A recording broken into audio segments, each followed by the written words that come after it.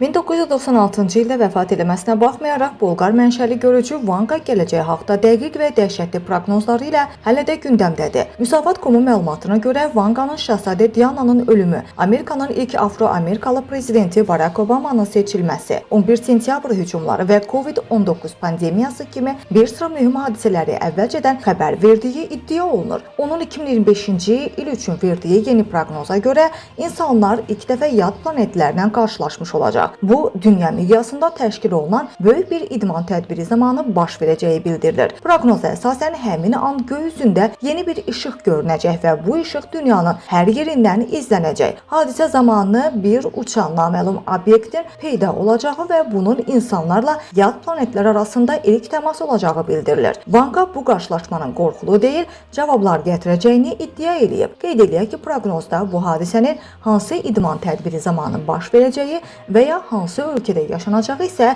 qeyd olunmayıb.